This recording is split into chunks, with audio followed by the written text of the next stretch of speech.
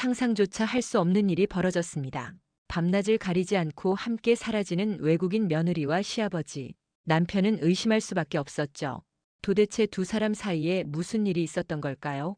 지금 시작합니다. 오늘은 30대 중반 민수 씨의 결혼식 날입니다. 신부 리엔 씨는 베트남에서 온 28살 아가씨예요. 국제결혼중개소를 통해 만난 지 6개월 만에 결혼이었죠. 환갑이 넘은 아버지 태수 씨가 흐뭇한 표정으로 결혼식장을 둘러봅니다. 건강한 체구의 정정한 모습이 돋보이는 분이에요. 며느리 리엔 씨는 서툰 한국어로 시아버지께 인사를 올렸습니다. 얼굴은 예쁘지만 말이 어눌해서 의사소통이 쉽진 않아 보이네요. 태수 씨가 며느리를 다정하게 맞이합니다. 아들보다 며느리에게 더 따뜻한 것 같은 느낌이에요. 왠지 모를 위화감이 드는데요. 결혼식이 끝나고 신혼집으로 향하는 세 사람입니다. 아버지 태수 씨도 함께 살기로 했거든요. 3층짜리 단독주택이라 공간은 충분했습니다. 민수 씨가 아내에게 집 구조를 설명해 줍니다. 신혼부부는 2층을 쓰고 아버지는 1층에서 지내기로 했죠. 리엔 씨가 신기한 듯 집안을 둘러봅니다. 베트남에선 가난한 집안 출신이라 이런 큰 집은 처음이었어요. 그날 저녁 첫 가족 식사 시간이 찾아왔습니다. 태수 씨가 며느리를 살갑게 챙기는 모습이 눈에 띄네요. 한국 음식이 입에 맞는지 자주 물어보고 반찬도 계속 권했습니다. 민수 씨도 기분이 좋아 보여요. 내일부터 민수 씨는 출근을 해야 합니다. 리엔 씨가 아버지와 단둘이 남게 될 거라는 걱정에 태수 씨에게 부탁했죠. 태수 씨는 며느리를 잘 챙기겠다고 약속했습니다. 그런데 그의 눈빛이 묘하게 반짝이는데요. 뭔가 이상합니다. 다음 날 아침 민수 씨가 출근 준비를 합니다. 리엔 씨가 문 앞까지 배웅을 나왔어요. 얼마나 사랑스러운지 민수 씨가 계속 뒤돌아보며 아쉬워하네요. 민수 씨가 떠나고 집에는 태수 씨와 리엔 씨만 남았습니다. 리엔 씨가 아침 식사를 준비하는데 태수 씨가 갑자기 진지한 표정으로 다가왔어요. 할 얘기가 있다며 거실로 불렀습니다. 대체 무슨 얘기를 하려는 걸까요? 태수 씨가 조용히 입을 엽니다. 리엔 씨의 비자 만료일이 언제냐고 물었어요. 순간 리엔 씨 얼굴이 하얗게 변했습니다. 손에 들고 있던 국자가 덜컥 떨어지네요. 태수 씨는 이미 모든 걸 알고 있었던 겁니다. 관광비자로 왔다가 불법 체류 중이라는 사실을요. 리엔 씨는 아무 말도 못하고 고개만 떨궜어요. 태수 씨가 놀라지 말라며 도와줄 수 있다고 말했습니다. 대신 자신의 말을 잘 들으면요. 이게 무슨 소리일까요? 태수 씨가 며느리의 약점을 알고 있었다니요. 더 무서운 건 그 약점을 이용하려는 것 같다는 겁니다. 리엔 씨는 태수 씨의 제안을 거절할 수 없었어요. 불법 체류자였던 그녀에겐 선택권이 없었던 거죠. 떨리는 목소리로 무엇을 하면 되는지 물었습니다. 태수 씨는 곧 알게 될 거라며 의미심장한 미소를 지었어요. 그리고 민수한테는 비밀이라고 못을 박았죠. 대체 그는 며느리에게 무엇을 시키려는 걸까요? 리엔 씨는 그날부터 시아버지의 지시를 따를 수밖에 없었습니다. 불안한 표정으로 고개를 끄덕이는 그녀를 태수 씨가 만족스럽게 바라봤어요. 두 사람 사이에 이상한 밀약이 맺어진 순간이었습니다. 밤이 되어 민수 씨가 퇴근했습니다. 리엔 씨는 아무렇지 않은 척 남편을 맞이했어요. 하지만 웃는 얼굴 뒤에 감춰진 불안이 숨겨져 있었죠. 태수 씨 역시 평소와 다름없이 아들과 대화를 나눴습니다. 저녁 식탁은 평화로워 보였어요. 하지만 그 평화는 거짓으로 덮인 것이었습니다. 리엔 씨는 밥을 먹으면서도 계속 시아버지 눈치만 살폈어요. 태수 씨는 아들 몰래 며느리에게 눈짓을 보냈습니다. 민수 씨는 아무것도 눈치채지 못했어요. 사랑하는 아내와 존경하는 아버지가 함께 있으니 그저 행복했죠. 하지만 그의 행복은 곧 산산조각 날 운명이었습니다. 며칠이 지나면서 리엔 씨 표정이 점점 어두워졌어요. 태수 씨는 며느리에게 밤낮 없이 지시를 내렸습니다. 리엔 씨는 거부할 수 없었죠. 불법 체류자라는 약점 때문이었어요. 민수 씨는 아직 아무것도 모릅니다. 매일 출근하고 퇴근하며 평범한 일상을 보내고 있죠. 하지만 집에서는 그가 모르는 일들이 벌어지고 있었습니다. 대체 태수 씨는 며느리에게 무엇을 시키고 있는 걸까요? 그리고 리엔 씨는 왜 저항도 하지 못하는 걸까요? 결혼한 지 한 달이 지났습니다. 민수 씨는 요즘 이상한 느낌이 들어요. 아내와 아버지가 자꾸 함께 외출을 하거든요. 퇴근길에 민수 씨가 아내에게 전화를 걸었습니다. 집에 있냐는 물음에 아버지와 밖에 나왔다는 대답이 돌아왔죠. 어제도 똑같은 상황이었는데 말이에요. 민수 씨 목소리에 짜증이 묻어나오기 시작했습니다. 리엔 씨는 미안하다며 곧 들어가겠다고만 반복했어요. 전화를 끊는 민수 씨 표정이 어둡습니다. 대체 두 사람이 뭘 하러 그렇게 자주 나가는 걸까요? 집에 도착한 민수 씨는 텅 빈 거실만 마주했습니다. 시계를 보니 벌써 밤 9시네요. 저녁도 준비되어 있지 않았어요.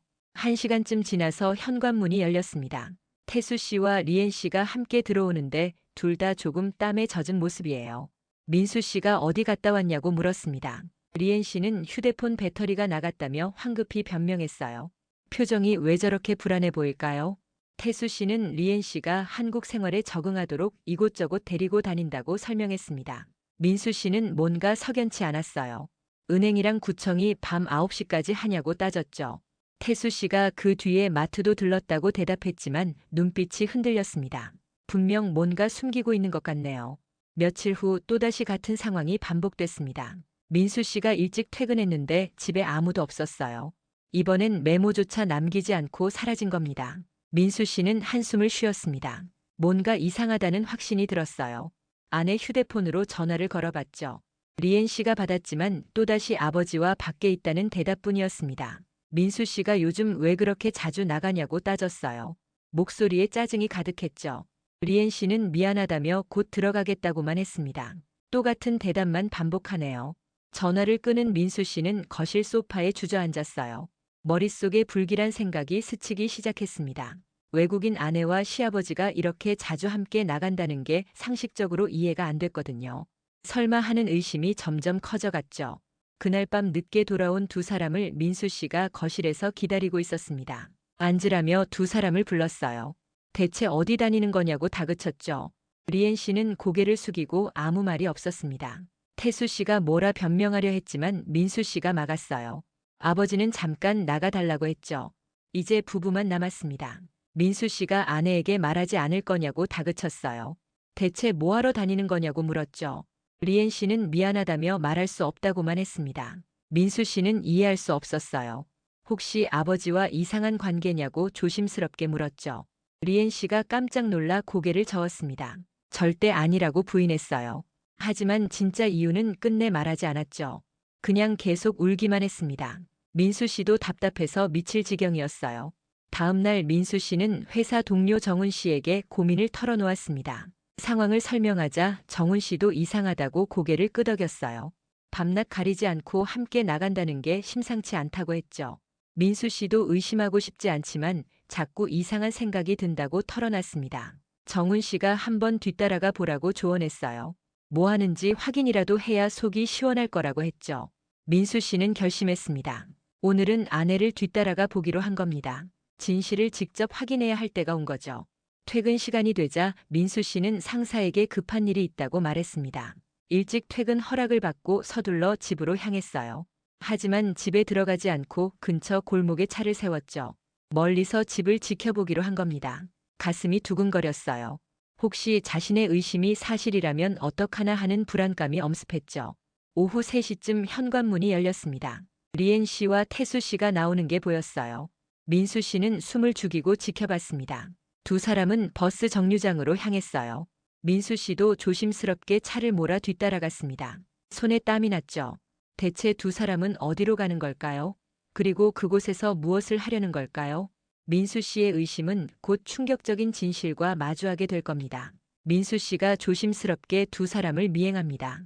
버스를 탄 리엔 씨와 태수 씨를 놓치지 않으려 필사적이었어요. 30분쯤 지났을까요? 버스가 시내 한복판에 섰습니다. 두 사람이 내리는 게 보였어요. 민수 씨도 서둘러 차에서 내렸죠. 낯선 건물 앞에서 두 사람이 멈춰 섰습니다. 민수 씨가 건물을 확인하는 순간 심장이 쿵쿵 뛰었어요. 작은 여관이었거든요. 설마 하는 불길한 예감이 현실이 되는 순간이었습니다. 민수 씨는 믿고 싶지 않았어요.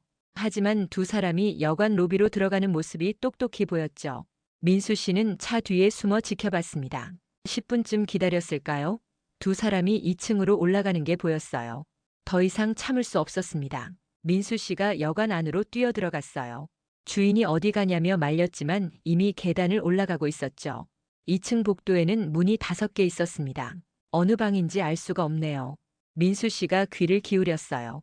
한 방에서 낮은 대화 소리가 들렸습니다. 민수 씨는 더 이상 망설이지 않았어요. 쾅! 문을 박차고 들어갔죠. 하지만 그가 본 광경은 예상과 달랐습니다. 방 안에는 리엔 씨와 태수 씨 외에도 낯선 남자 둘이 더 있었어요. 테이블 위에는 여권과 서류 뭉치들이 놓여 있었죠. 그리고 현금 다발도 보였습니다. 태수 씨가 놀라 벌떡 일어났어요. 리엔 씨는 창백한 얼굴로 떨고 있었죠. 민수 씨가 이게 대체 무슨 상황이냐고 소리쳤습니다.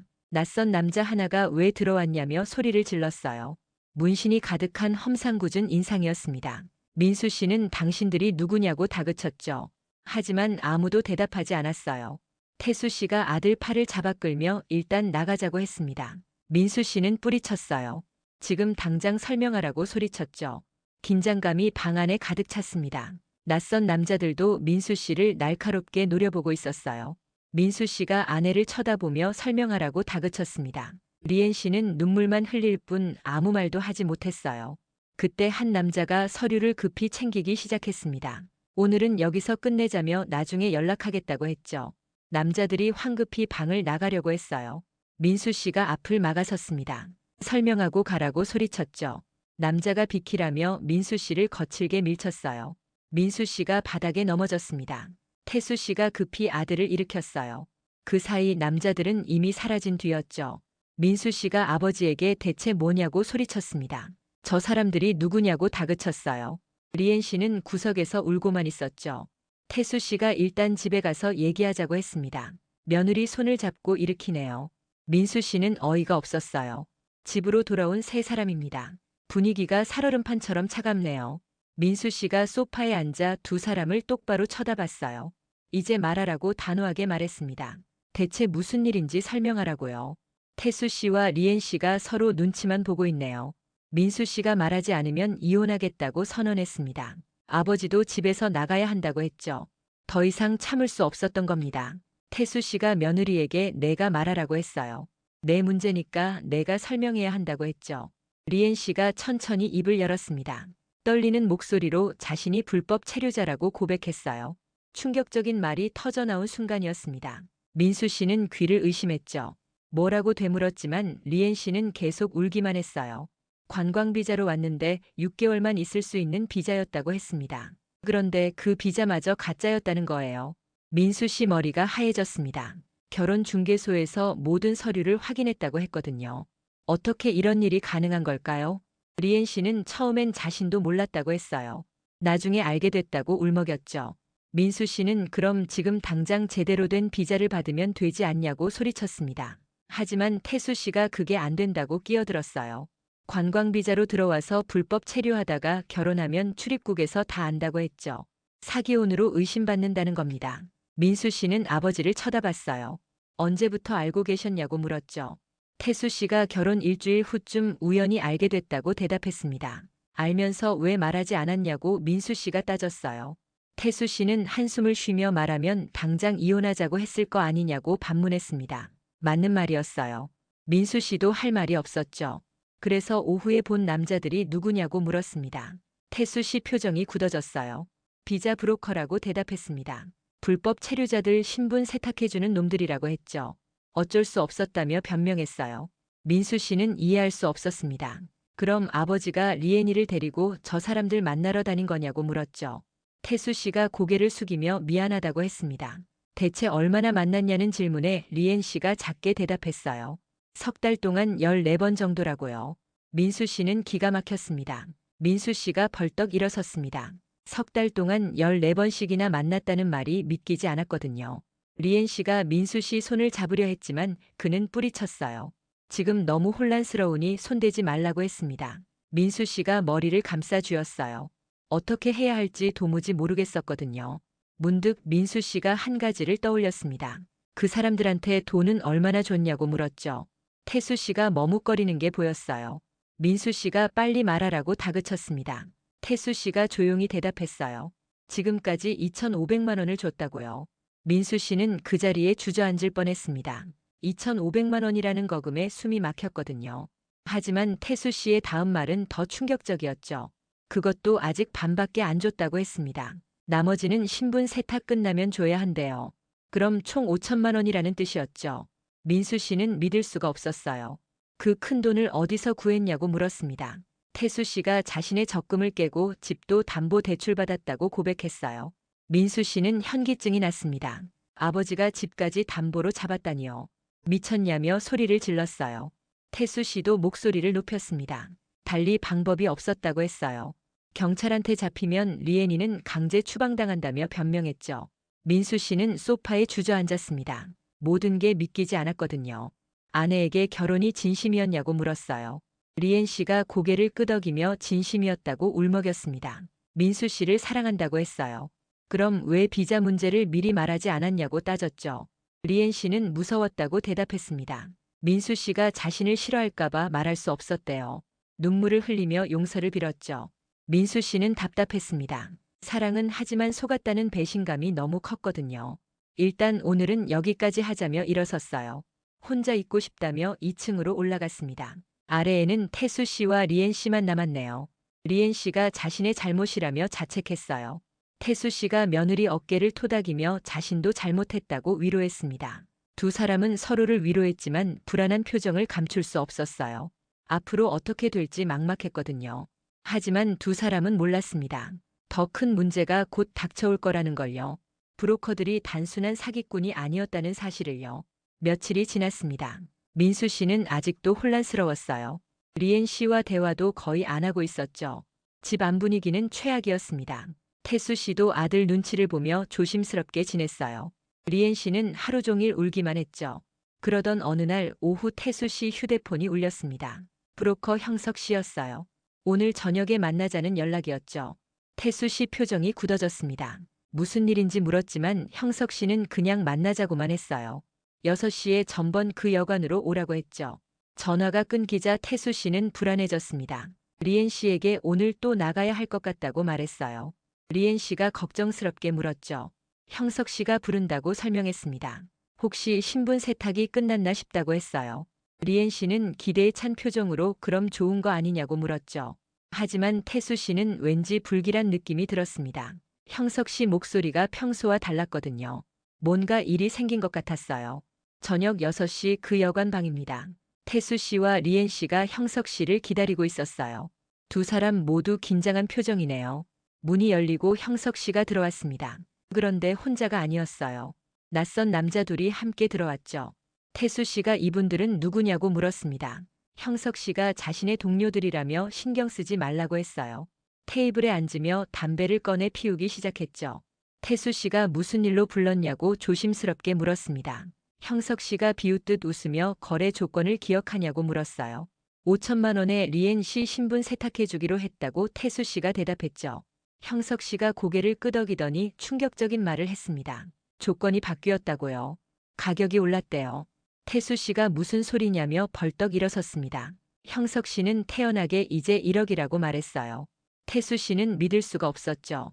그게 말이 되냐며 소리쳤습니다. 약속했잖냐고 따졌어요. 하지만 형석 씨는 웃기만 했죠. 약속이라는 게 계약서라도 있냐고 되물었습니다. 순간 태수 씨는 깨달았어요. 자신이 완전히 당했다는 걸요. 형석 씨가 싫으면 관두라고 했습니다. 대신 리엔 씨는 출입국에 신고하겠다고 협박했어요. 리엔 씨가 겁에 질려 태수 씨 팔을 붙잡았죠. 태수 씨는 당황했습니다. 어떻게 해야 할지 몰랐거든요. 형석 씨에게 제발 약속대로 하자고 애원했어요. 1억은 너무 많다고 했죠. 하지만 형석 씨는 단호했습니다. 싫으면 말라며 일어서려고 했어요. 태수 씨가 급하게 말렸습니다. 생각할 시간을 달라고 했죠. 형석 씨가 일주일 주겠다고 했어요. 일주일 안에 답 안 주면 출입국 신고한다며 으름장을 놓았습니다. 명함을 던지고 나가버렸어요. 다른 남자들도 따라 나갔죠. 방에는 태수 씨와 리엔 씨만 남았습니다. 리엔 씨가 울먹이며 자기 때문이라고 자책했어요.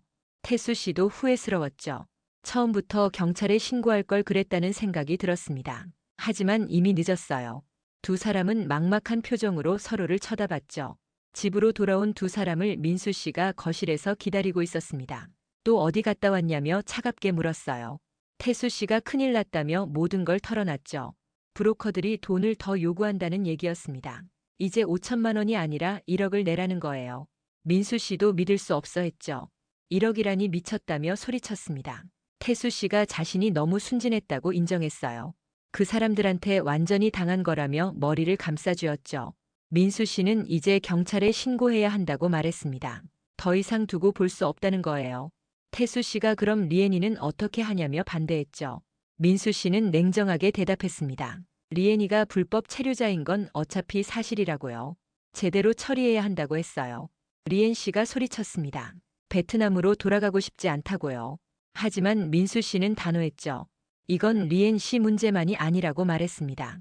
이미 사기당한 돈만 2,500만 원이라고 했어요. 더 이상 끌고 갈 수 없다는 거죠. 그때 태수 씨가 뭔가 떠올렸다는 표정을 지었습니다. 민수에게 사실 한 가지 더 말 안 한 게 있다고 조심스럽게 말했어요. 민수 씨가 불안한 표정으로 뭐가 또 있냐고 물었죠. 태수 씨가 입을 열었습니다. 그 사람들이 리엔 씨 보고 다른 일도 시켰다는 거예요. 충격적인 말이 나온 순간이었죠. 민수 씨가 다그쳤습니다. 다른 일이 대체 뭐냐고요. 태수 씨는 말하기 꺼려하는 표정이었어요. 하지만 더 이상 숨길 수 없었습니다. 리엔 씨 보고 다른 불법 체류자들을 데려오라고 시켰다는 거예요. 민수 씨는 귀를 의심했죠. 리엔 씨가 고개를 떨구고 있었습니다.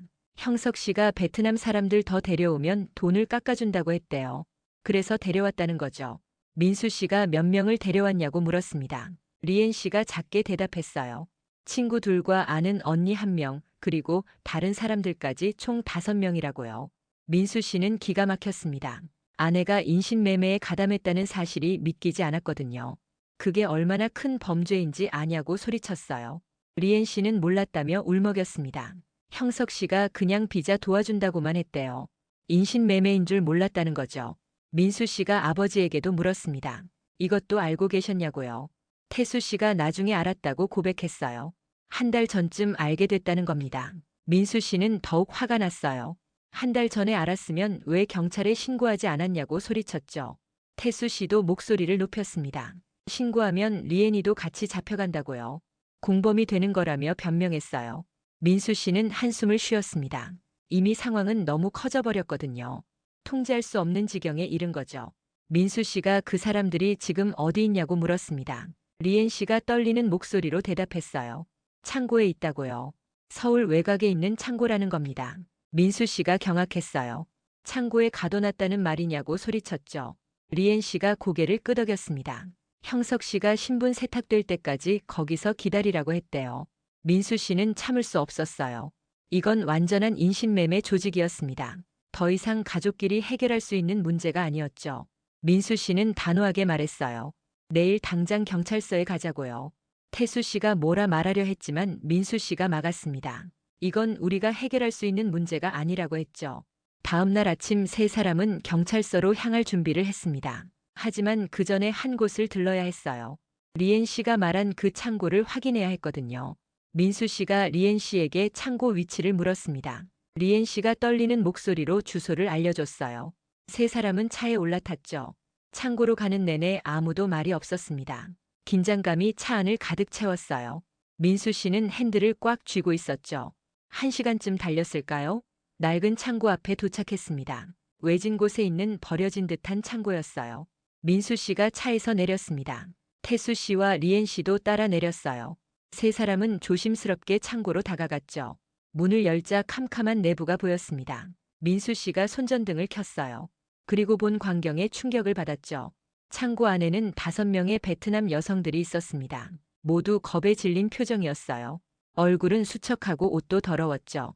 한 여자가 리엔 씨를 알아봤습니다. 리엔 언니라고 부르며 다가왔어요. 리엔 씨가 울면서 미안하다고 사과했죠. 여자들이 하소연하기 시작했습니다. 언제 나갈 수 있냐고 물었어요. 벌써 2주일째 갇혀 있다는 거예요. 민수 씨는 분노가 치밀었습니다. 형석 씨 일당이 이렇게 사람들을 가둬놨다니요. 여자들을 안심시키며 도와주겠다고 약속했어요. 바로 그때 창고 문이 열렸습니다. 형석 씨와 그 일당들이 나타난 거예요. 민수 씨를 발견하고 표정이 굳어졌죠. 형석 씨가 경계하는 눈빛으로 다가왔습니다. 거기 누구냐며 소리쳤어요. 민수 씨를 발견하고는 표정이 일그러졌죠. 민수 씨가 나섰습니다. 당신들이 형석 씨냐고 물었어요. 형석 씨가 당황하는 게 보였죠. 민수 씨가 자신을 소개했습니다. 리엔이 남편이라고 했어요. 형석 씨가 리엔 씨를 날카롭게 노려봤죠. 내가 데려온 거냐고 다그쳤습니다. 민수 씨가 이제 그만하라고 당당하게 말했어요. 이건 범죄라고 했죠. 형석 씨가 비웃었습니다. 리엔이도 공범인 거 아냐고 되물었어요. 민수 씨는 알고 있다고 대답했죠. 그래서 경찰에 다 신고하려고 한다고 말했습니다. 휴대폰을 꺼내며 신고 버튼을 눌렀어요. 형석 씨가 민수 씨에게 달려들었죠. 하지만 민수 씨가 피했습니다. 그 사이 일일이 신고가 완료됐어요. 경찰청에 연결됐죠. 민수 씨가 인신매매 조직을 신고한다고 말했습니다. 주소를 정확히 알려줬어요. 형석 씨 일당들이 도망치려 했지만 이미 늦었죠. 민수 씨가 출구를 막아섰습니다. 태수 씨도 함께 막아섰어요. 형석 씨 일당은 갇힌 신세가 됐죠. 10분 후 경찰이 도착했습니다. 사이렌 소리가 창고 주변에 울려 퍼졌어요. 경찰들이 우르르 들어왔죠. 형석 씨 일당이 모두 체포됐습니다. 수갑이 채워지는 모습을 민수 씨가 지켜봤어요. 피해자 여성들도 안전하게 보호됐죠. 경찰이 리엔 씨에게 다가왔습니다. 같이 가야 한다고 말했어요. 리엔 씨가 고개를 끄덕이며 알겠다고 했죠. 태수 씨도 나섰습니다. 자신도 공범이라며 함께 가겠다고 했어요. 민수 씨가 아버지를 쳐다봤죠. 태수 씨가 아들에게 미안하다고 사과했습니다. 자신이 잘못 판단했다고 했어요. 민수 씨는 눈물이 났죠. 경찰차에 타는 리엔 씨와 태수 씨를 지켜봤습니다. 리엔 씨가 뒤돌아보며 손을 흔들었어요. 민수 씨도 손을 흔들어줬죠. 리엔 씨가 시야에서 사라질 때까지 지켜봤습니다. 태수 씨의 뒷모습도 점점 작아졌어요. 민수 씨는 그 자리에 한참을 서 있었죠. 사건이 경찰에 넘어간 지 석 달이 지났습니다. 형석 씨와 그 일당은 인신매매 혐의로 기소됐어요. 리엔 씨와 태수 씨도 공범으로 재판을 받게 됐죠. 오늘은 첫 공판 날입니다. 민수 씨가 방청석에 앉아 있었어요. 법정 분위기가 숨막히게 무거웠죠. 판사가 엄숙하게 기소 내용을 낭독했습니다. 형석 씨 일당은 인신매매 및 사기 혐의로 기소됐어요. 리엔 씨와 태수 씨는 인신매매 방조 혐의였죠. 검사가 일어서서 기소 내용을 자세히 설명했습니다. 피고인들이 2023년 3월부터 2024년 8월까지 활동했대요. 총 12명의 베트남 여성들을 불법으로 국내에 체류시켰다는 겁니다. 민수 씨는 충격을 받았어요. 리엔 씨 외에도 7명이 더 있었다니요. 상황이 생각보다 훨씬 심각했던 거죠. 검사가 증거물을 제시하기 시작했습니다. 피고인이 피해자들과 주고받은 문자 메시지가 213건이래요. 통장 거래 내역도 확보했다고 했죠. 화면에 통장 사본이 띄워졌습니다. 형석 씨 계좌로 수억 원이 입금된 흔적이 보였어요. 형석 씨 얼굴이 하얗게 변했죠. 검사가 창고 CCTV 영상도 재생했습니다. 형석 씨가 여자들을 창고에 가두는 모습이 고스란히 남아 있었어요. 방청석에서 탄식이 흘러나왔죠. 형석 씨가 고개를 떨궜습니다. 변명할 여지가 없었던 거예요. 판사가 할 말 있냐고 물었지만 대답이 없었죠. 이제 리엔 씨 차례였습니다. 판사가 어떻게 이 일에 가담하게 됐냐고 물었어요. 리엔 씨가 울면서 대답했죠. 자신이 불법 체류자였다고 말했습니다. 형석 씨가 비자 도와준다고 해서 믿었대요. 그래서 다른 베트남 사람들을 소개했다고 고백했죠. 판사가 이 일이 범죄인 줄 알았냐고 따졌습니다. 리엔 씨는 처음엔 몰랐다고 대답했어요. 근데 나중엔 알았지만 멈출 수 없었다고 통곡했죠. 민수 씨는 가슴이 아팠습니다. 아내가 이렇게 고통받는 모습을 보기 힘들었거든요. 하지만 잘못은 잘못이었죠. 다음은 태수 씨 차례였습니다. 판사가 며느리가 범죄에 가담하는 걸 알면서도 방조했냐고 물었어요. 태수 씨가 솔직하게 인정했죠. 며느리 비자 문제를 해결하려다 이렇게 됐다고 했습니다. 왜 경찰에 신고하지 않았냐는 질문에 며느리가 잡혀갈까봐 그랬다고 대답했어요. 그리고 아들이 상처받을까봐 두려웠다고 했죠. 판사가 그 선택이 더 큰 범죄를 낳았다고 지적했습니다. 태수 씨가 깊이 고개를 숙이며 죄송하다고 사과했어요. 민수 씨는 눈물을 흘렸죠. 재판은 석 달간 계속됐습니다. 피해자들의 증언도 이어졌어요. 한 피해자가 울면서 리엔 언니를 믿었다고 말했죠. 창고에 갇혀서 너무 무서웠다고 증언했습니다. 다른 피해자는 형석 씨가 여권을 빼앗아서 도망칠 수도 없었다고 했어요. 모두가 고통스러운 경험을 털어놨죠. 드디어 선고일이 찾아왔습니다. 법정은 숨막히는 긴장감으로 가득 차 있었어요. 민수 씨는 방청석 맨 앞에 앉아 있었죠. 손에 땀이 났습니다. 판사가 망치를 들고 엄숙한 표정으로 입을 열었어요. 주문을 낭독하기 시작했습니다. 피고인 박형석에게 징역 7년을 선고한다는 목소리가 법정에 울려 퍼졌죠. 형석 씨가 고개를 떨궜습니다. 피고인 김동욱, 이재훈에게 각각 징역 5년을 선고한다는 판결이 이어졌어요. 일당들도 모두 고개를 숙였죠. 이제 리엔 씨 차례였습니다. 민수 씨는 숨을 멈추고 기다렸어요. 피고인 웬티리엔에게 징역 2년, 집행유예 3년을 선고한다는 말이 들렸습니다. 리엔 씨가 안도의 한숨을 쉬었어요. 실형은 면했지만 강제 퇴거 명령이 내려졌죠. 베트남으로 돌아가야 한다는 뜻이었습니다. 피고인 박태수에게 징역 1년, 집행유예 2년을 선고한다는 판결도 나왔어요. 태수 씨도 집행유예를 받았습니다. 판사가 계속 선고를 이어갔어요. 피고인들은 피해자들에게 위자료를 지급해야 한다고 했죠. 박형석 일당은 피해자 1인당 2천만 원씩 총 2억 4천만 원을 지급하라는 명령이 떨어졌습니다. 웬티리엔과 박태수는 연대에서 3천만 원을 지급하라는 판결이었어요. 형석 씨 일당은 또한 편취한 금액 1억 3천만 원도 모두 반환하라는 명령을 받았죠. 판사의 망치가 내려쳤습니다. 이상으로 선고를 마친다는 말과 함께 재판이 끝났어요. 법은 결코 악을 용서하지 않았습니다. 정의는 늦었지만 반드시 왔던 거죠. 재판이 끝나고 민수 씨는 법정 밖에서 리엔 씨를 기다렸습니다. 리엔 씨가 천천히 나왔어요. 창백한 얼굴로 남편에게 다가왔죠. 민수 씨가 아내를 껴안았습니다. 리엔 씨가 울먹이며 미안하다고 반복했어요. 민수 씨도 자신이 미안하다고 말했죠. 좀 더 관심을 가졌어야 하는 건데 그러지 못했다고 사과했습니다. 두 사람은 한참을 껴안고 있었어요. 태수 씨도 나와서 두 사람을 지켜봤습니다. 아들과 며느리가 화해하는 모습에 눈물을 흘렸죠. 자신의 잘못된 선택이 이 모든 고통을 만들었다는 걸 깨달았습니다. 법정을 나서는 세 사람의 모습은 처음과 많이 달랐어요. 이제 더 이상 비밀은 없었습니다. 모든 진실이 밝혀졌고 그에 따른 대가도 치렀죠. 하지만 아직 끝난 게 아니었습니다. 리엔 씨는 강제 퇴거 명령을 받았거든요.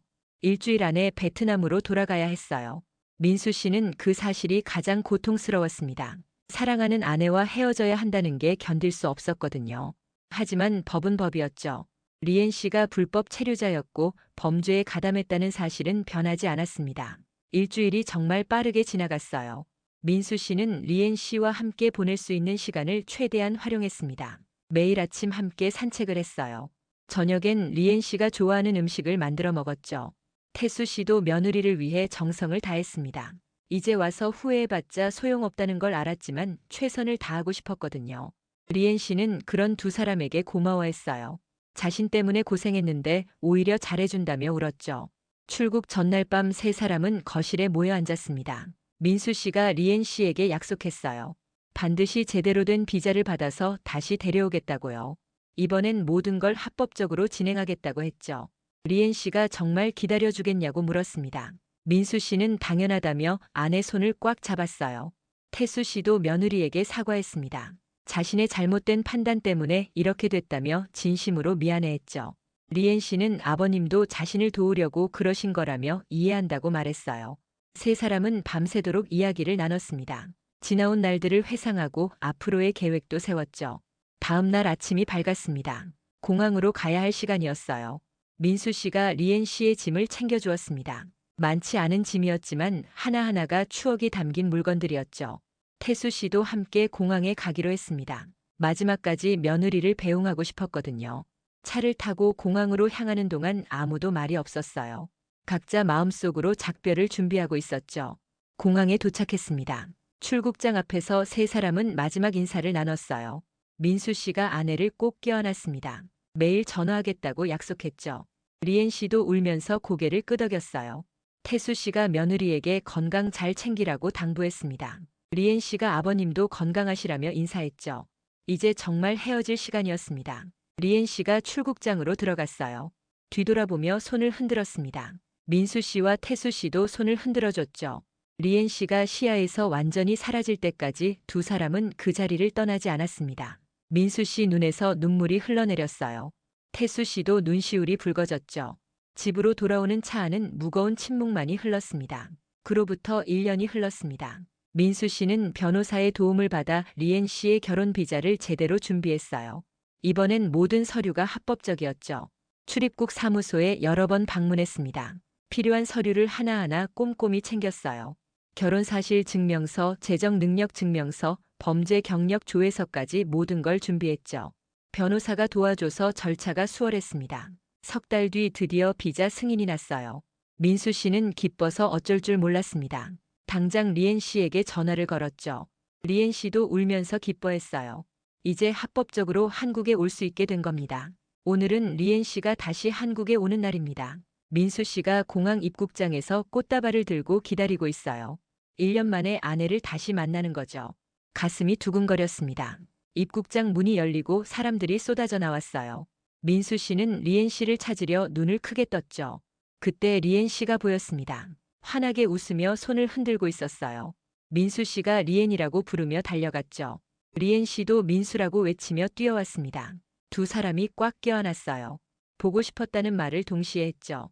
주변 사람들이 쳐다봤지만 신경 쓰지 않았습니다. 1년간의 기다림이 이 순간으로 보상받는 것 같았어요.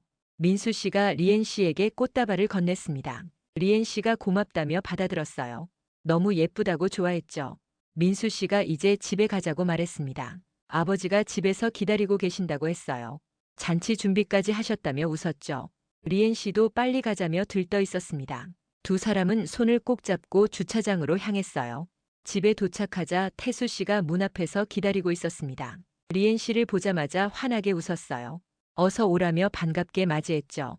리엔 씨가 아버님이라고 부르며 달려갔습니다. 태수 씨가 며느리를 포옹했어요. 이번엔 정말 우리 가족이 됐다며 진심으로 환영한다고 말했죠. 리엔 씨도 기뻐서 어쩔 줄 몰랐습니다. 세 사람은 함께 집 안으로 들어갔어요. 거실에는 음식이 가득 차려져 있었습니다. 태수 씨가 며느리가 좋아하는 음식들을 준비했던 거예요. 리엔 씨가 감탄하며 이 많은 걸 다 준비하셨냐고 물었죠. 태수 씨가 당연하다며 뿌듯해했습니다. 우리 며느리 오는데 당연한 거 아니냐고 웃었어요. 민수 씨도 흐뭇한 표정으로 지켜봤습니다. 세 사람은 오랜만에 함께 식사를 시작했어요. 이번엔 숨기는 것도 없고 불안한 것도 없었습니다. 모든 게 합법적이고 정당했죠. 식사를 하면서 그동안의 이야기를 나눴습니다. 리엔 씨가 베트남에서 어떻게 지냈는지 말했어요. 부모님께 모든 걸 고백했다고 했죠. 처음엔 많이 놀라셨지만 이해해 주셨대요. 오히려 용기 내서 진실을 밝힌 걸 자랑스러워 하셨다고 했습니다. 민수 씨가 그 말을 듣고 기뻐했어요. 태수 씨도 고개를 끄덕였죠. 민수 씨는 자신도 그동안 변호사와 함께 열심히 준비했다고 말했습니다. 이번엔 실수가 없도록 모든 걸 꼼꼼히 확인했다고 했어요. 리엔 씨가 고맙다며 남편 손을 꽉 잡았습니다. 저녁 식사가 끝나고 세 사람은 거실에 모였습니다. 민수 씨가 제안을 했어요. 우리 가족이 다시 모였으니 한 가지 약속을 하자고 했죠. 리엔 씨가 무슨 약속이냐고 물었습니다. 민수 씨가 진지하게 말했어요. 앞으로 무슨 일이 있어도 서로 숨기지 말자고요. 힘들면 같이 고민하고 해결하자고 했습니다. 리엔 씨가 좋다며 동의했어요. 태수 씨도 찬성한다고 고개를 끄덕였죠. 세 사람은 손을 맞잡았습니다. 이제 진짜 가족이 된 거예요. 비밀도 거짓도 없는 진정한 가족이었습니다. 현재 리엔 씨는 한국어 공부를 열심히 하고 있습니다. 동네 문화센터에서 한국어 수업을 듣고 있어요. 실력이 많이 늘었죠. 이제 일상 대화는 거의 문제없이 할 수 있습니다. 곧 요리 자격증도 딸 계획이래요. 베트남 음식 전문가가 되고 싶다고 합니다. 민수 씨는 아내를 전폭적으로 지원하고 있어요. 필요한 건 뭐든 사주고 응원해주죠. 리엔 씨가 꿈을 이루도록 돕고 있습니다. 태수 씨는 요즘 봉사활동을 하고 있어요. 외국인 근로자 상담센터에서 일주일에 이틀씩 돕고 있습니다. 자신의 잘못을 조금이나마 갚기 위해서죠. 불법 체류로 고민하는 사람들에게 합법적인 방법을 알려줍니다. 브로커를 조심하라고 경고도 해요. 자신의 경험을 나누며 같은 실수를 하지 말라고 조언하죠. 센터 사람들이 태수 씨를 정말 좋아합니다. 진심으로 돕는 모습이 감동적이라고 해요. 태수 씨도 보람을 느끼고 있습니다. 이 일을 하면서 마음의 평화를 찾았다고 하죠. 형석 씨는 지금 교도소에서 복역 중입니다. 앞으로 5년은 더 있어야 한대요. 일당들도 모두 형을 살고 있죠. 피해자들은 위자료를 받고 본국으로 돌아갔습니다. 일부는 합법적으로 다시 한국에 와서 일하고 있어요. 제대로 된 비자를 받아서 떳떳하게 일하고 있죠. 리엔 씨는 그 친구들과도 연락하며 지내고 있습니다. 자신 때문에 고생한 것에 대해 계속 미안해하죠. 친구들은 오히려 리엔 언니 덕분에 구출됐다며 고마워합니다. 어느 일요일 오후 세 사람은 거실에서 차를 마시고 있었어요. 리엔 씨가 문득 지난 일들을 떠올렸습니다. 1년 전만 해도 이렇게 평화로울 줄 몰랐다고 말했어요. 민수 씨가 그러게 말이라며 동의했죠. 태수 씨도 자신의 어리석음을 후회한다고 했습니다. 하지만 이제는 모든 게 제자리를 찾았어요. 거짓과 불법으로 시작된 관계는 결코 오래 갈 수 없었습니다. 하지만 용기 내어 진실을 마주하고 법의 심판을 받아들였을 때 비로소 진짜 가족이 될 수 있었죠. 민수 씨가 말했습니다. 힘들었지만 결국 잘 된 것 같다고요. 리엔 씨와 태수 씨도 고개를 끄덕였어요. 정말 그렇다고 동의했죠. 거짓은 언젠가 드러나기 마련입니다. 불법으로 문제를 해결하려는 순간 더 큰 범죄에 휘말리게 되죠. 하지만 용기를 내어 진실을 밝히고 정당한 절차를 밟으면 반드시 길이 열립니다. 민수 씨네 가족이 그걸 증명했어요. 이제 그들은 떳떳하게 살아갈 수 있습니다. 법을 지키며 서로를 아끼는 진정한 가족이 됐죠. 여러분이라면 이런 상황에서 어떻게 하셨을까요? 이야기가 궁금하시다면 구독과 좋아요 부탁드립니다. 여러분의 따뜻한 좋아요와 구독 한 번이 이 채널을 지켜줍니다. 지금 이 영상을 보고 계신 지역도 댓글로 소통해주세요.